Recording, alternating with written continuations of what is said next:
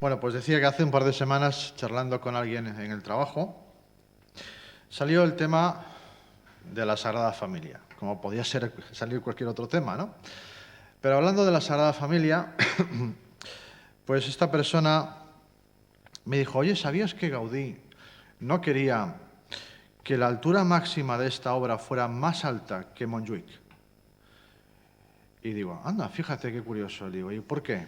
Pues mira, me dice, porque la montaña es una obra de Dios y él no quería ser tan pretencioso como para hacer algo que superara la obra de Dios.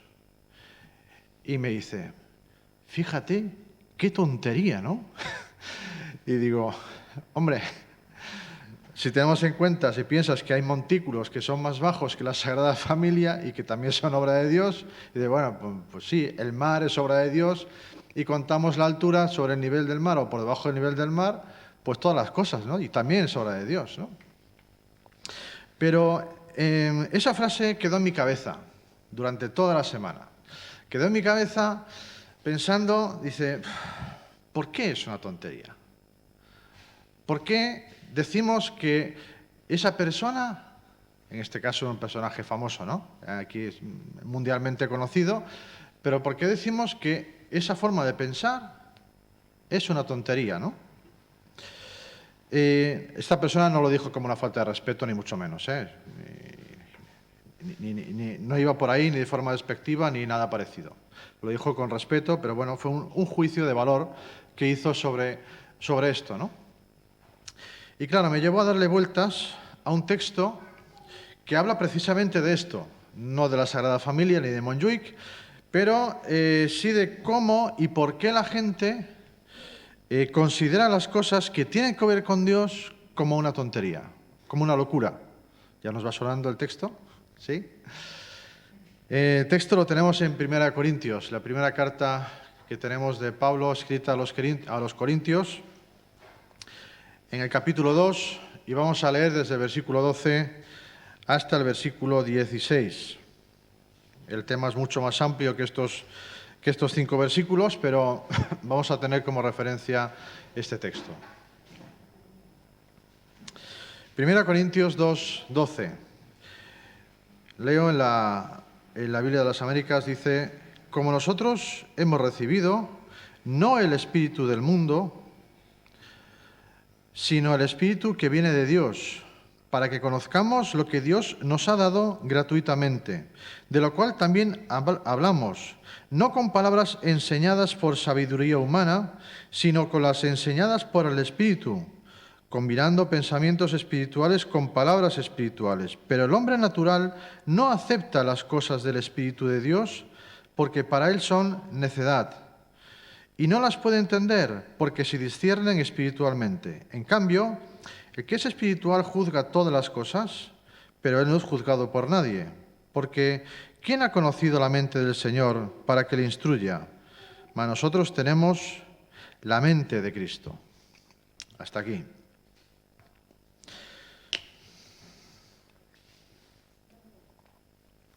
Bueno, la Biblia es única. Los comunistas tenían su manifiesto, los maoístas tenían su librito rojo, sus libritos rojos, el Islam tiene el Corán, pero la Biblia contiene escritos enseñados no por sabiduría humana, sino por el Espíritu de Dios, como hemos visto en el versículo 13. Pablo, unos versículos antes, en el 9, cuando cita al profeta Isaías, les dice que ningún ojo ha visto, ningún oído ha escuchado, ninguna mente humana ha concebido lo que Dios ha preparado para quienes lo aman.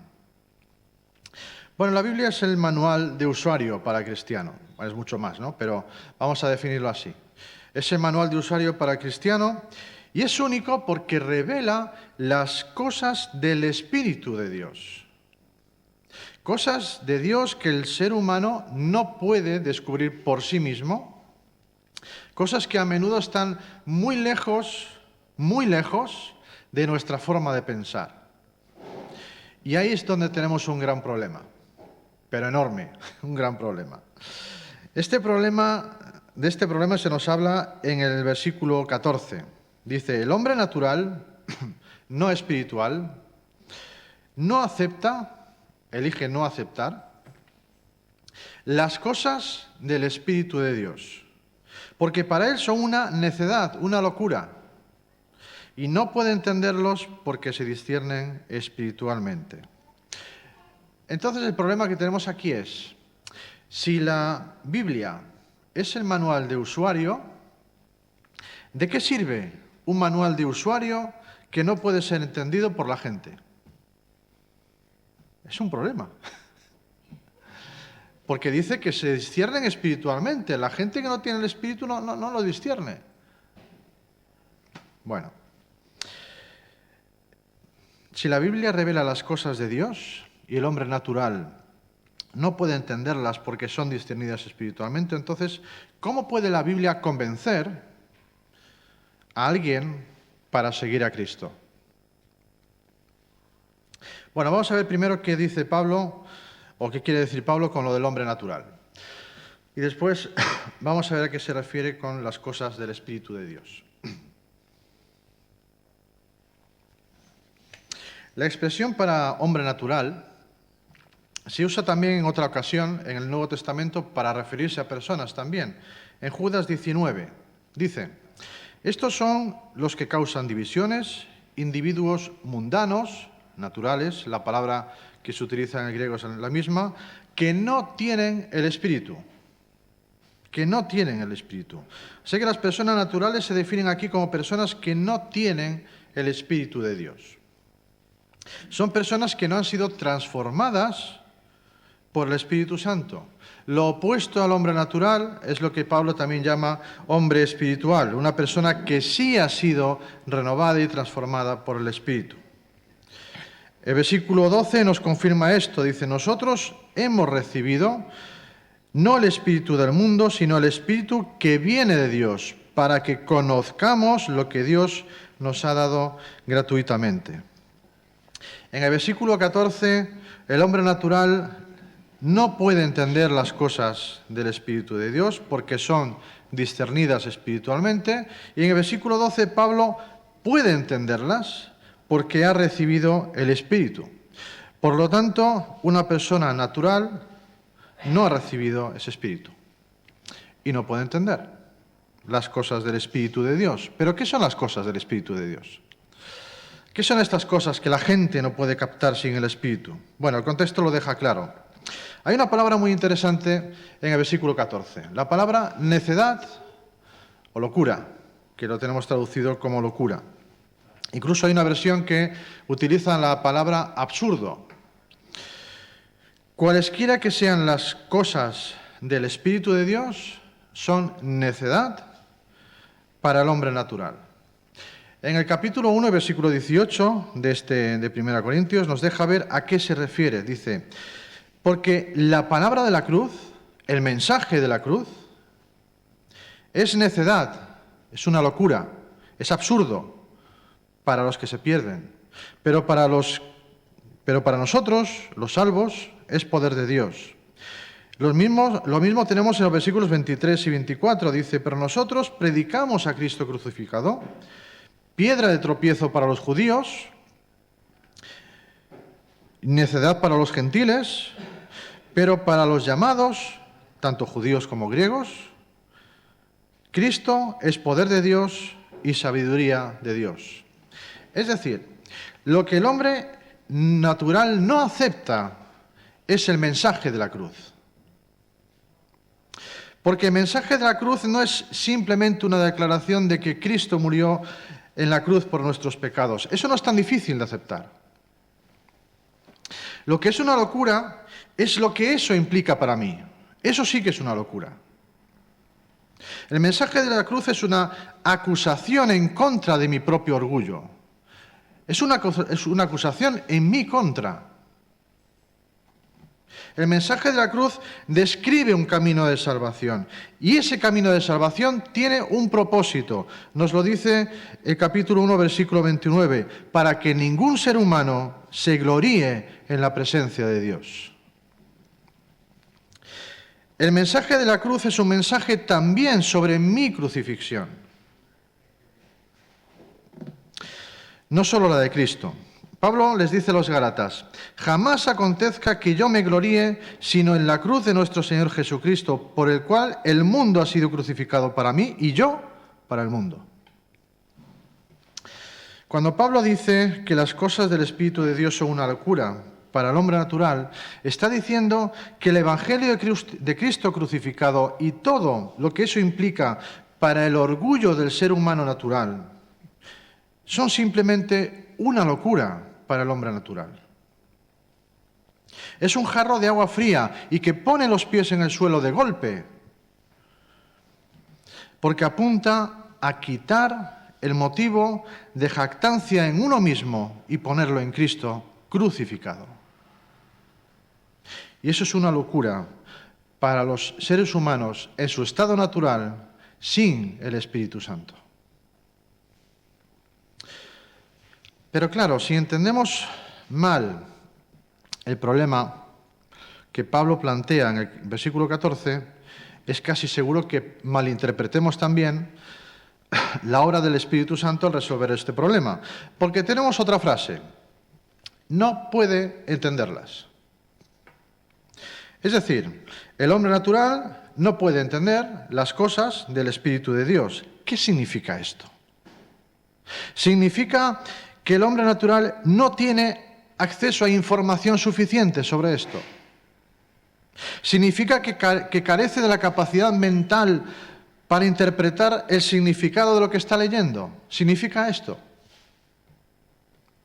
Porque si se refiere a esto, entonces el ser humano no es responsable de eso que no entiende. En Romanos 1:20, Pablo escribiéndolo a los Romanos, justo al principio de esa epístola, habla sobre la base de la responsabilidad y dice: porque desde la creación del mundo, desde allá atrás, sus atributos invisibles, su eterno poder y divinidad, eso que era invisible, se ha visto con toda claridad. Se han visto con toda claridad, siendo entendidos. Fijaos, no solamente que lo puedes ver, sino que lo puedes entender, siendo entendidos por medio de lo creado, de manera que no tienen excusa. La disponibilidad de conocimientos es necesaria para rendir cuentas también. Pablo nos da a entender que el hombre natural sí puede interpretar el significado del Evangelio, porque cuando lo hace, entonces lo llama locura. Las cosas del Espíritu son una locura para el hombre natural, no porque no pueda ver su significado, sino porque lo ve, porque lo entiende y considera eso que entiende como una pérdida de tiempo. El problema del versículo 14 no es la falta de un discurso claro ni la falta de capacidad intelectual para interpretar. No es ese el problema. El problema es que cuando el mensaje de la cruz es tan claro y el ser humano lo interpreta de forma correcta, entonces se considera una locura y algo absurdo. La última frase del versículo nos confirma esto: se disciernen espiritualmente. No puede entender las cosas del Espíritu porque son discernidas, son apreciadas, son valoradas espiritualmente. Pero el que es espiritual, todas las cosas discierne, aprecia, valora, juzga, pero él mismo no es juzgado por nadie. ¿Por qué? Para no entrar en detalles, pero alguien que no tiene el Espíritu tampoco tiene la capacidad para juzgar a alguien que hace las cosas del Espíritu. Discernir significa evaluar o valorar o hacer juicios de valor sobre algo. Así que cuando Pablo dice en el versículo 14 que la razón por la que el hombre natural no comprende las cosas del Espíritu es porque son evaluadas, son valoradas, son juzgadas. Y queda claro que el problema básico no es una incapacidad intelectual para interpretar el significado de las palabras de Pablo. El problema es la incapacidad de darles un valor correcto, de darles su valor. Hay una gran diferencia entre decir que las cosas del Espíritu son un trabalenguas o un galimatías, a decir que son tonterías o locuras. Hay una gran diferencia. Locura es una valoración que haces de algo que has entendido, pero que tú consideras ridículo. Lo has entendido. El problema con el hombre natural no es que describe el Evangelio como un galimatías, sino que lo evalúa como una locura. Así que lo que Pablo expresa en este versículo cuando dice que el hombre natural no puede entender es que no acepta, no valora o no considera las cosas del Espíritu como valiosas. Puede ver su significado, pero no valora ese significado como algo precioso. Todos nosotros, por naturaleza, retrocedemos ante la verdad. Retrocedemos ante Dios, retrocedemos ante la verdad de la Biblia y el mensaje de la cruz. Nos echamos para atrás. Cuando lo hemos oído, nos ha asustado. Escuchamos el llamado del Evangelio a someternos a un Cristo crucificado. Y entonces nos defendemos de ese mensaje diciendo, es una locura, ¿eh? Es una locura. Los primeros 4 capítulos de 1 Corintios nos muestran que Dios logró nuestra redención y que sigue buscando la redención de más personas, utilizando a personas que a priori, socialmente hablando, no tienen ningún peso. No son relevantes. Dice al principio, en el capítulo 1, Dios ha escogido lo necio del mundo para avergonzar a los sabios. Y Dios ha escogido lo débil del mundo para avergonzar a lo que es fuerte. Y lo vil y despreciado del mundo ha escogido Dios, lo que no es para anular lo que es, para que nadie se pueda jactar delante de Dios. Cuando el hombre natural escucha esto, dice, es absurdo, es una locura, es una necedad. La fe en Cristo es una locura para el hombre natural, porque la esencia del hombre natural es el amor por sí mismo. El sentido de poder, el sentido de orgullo por sí mismo, que proviene precisamente de su interior. Mientras que la esencia de la fe en Cristo es decir, yo me jacto en la cruz de Cristo. Me jacto en esto.